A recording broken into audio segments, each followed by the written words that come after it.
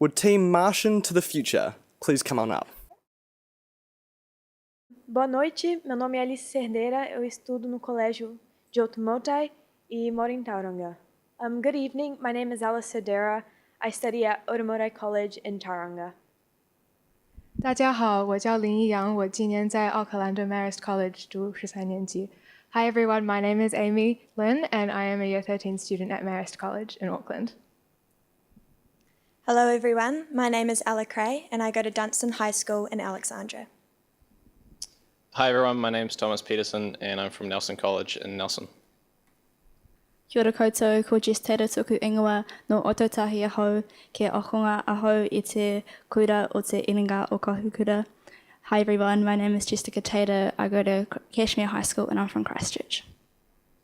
And we are Team Martian To The Future. So tonight, we're going to show you how to talk to Martians through maths. We don't have any Martians here.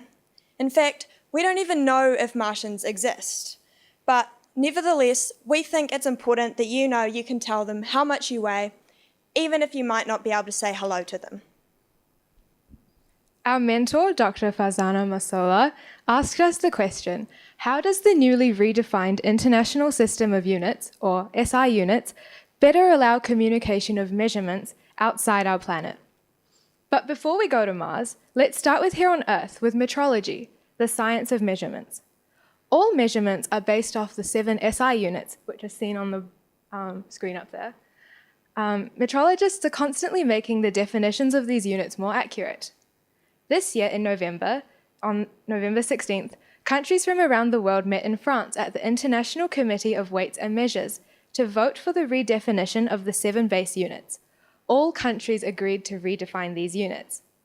These redefinitions will come into effect on May 20th, 2019, World Metrology Day, which apparently is a thing. Tonight, we will focus on seconds, meters, and kilograms.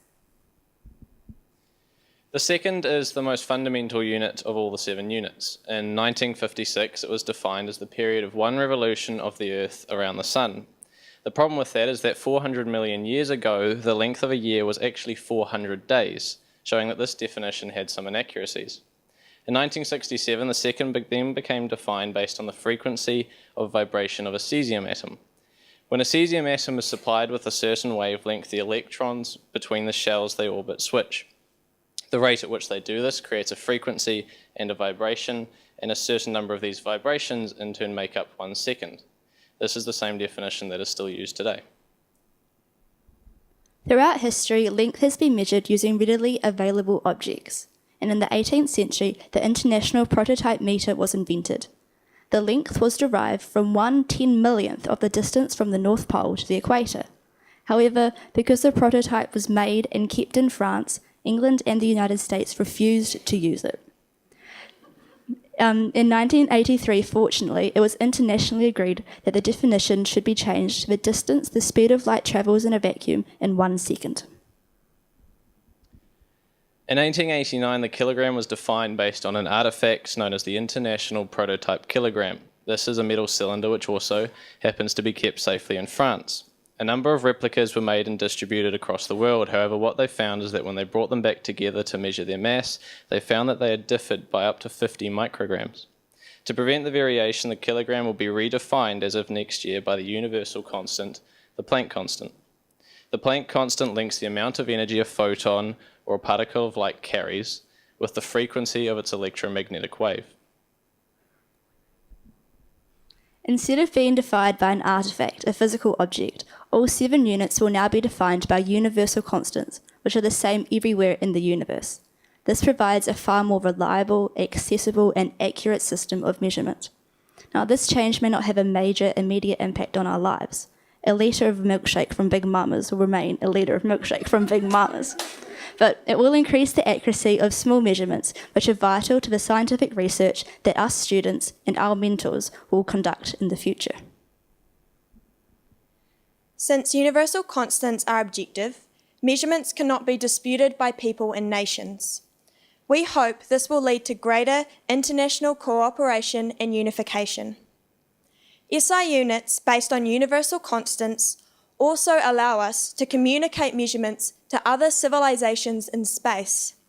So now we can talk to Martians, assuming that they have their own numerical system and we can understand them and they us.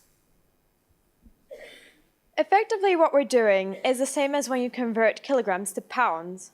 We do this by finding a ratio using just a little bit of math. The conversion of Earth units, such as an Earth second, to Mars units, such as, let's call it a Mars second, is done through an equation found in most math books. In this equation, a parameter q, such as 5 seconds, equals the product of the number and its unit. On Earth, 1 second is the time that it takes for a cesium atom to oscillate 9192,631,770 times. Let's say that on Mars, using Mars units, it takes alpha times to oscillate. To do this conversion, we start from the principle that the universal constant, which is the frequency of cesium, will be exactly the same on Earth as on Mars, even if Martians use a different number and unit to define it. From this, we can set up the equation to convert it, using the inverse of the cesium frequency so that our units are in seconds. In doing this, we cancel out the Earth unit of the second, and we cancel out the cesium frequencies, leaving us with only 5 multiplied by the ratio between our number and the Martian number for the frequency of cesium, multiplied by the Martian unit per second. This theory can be used to convert any of our new SI units.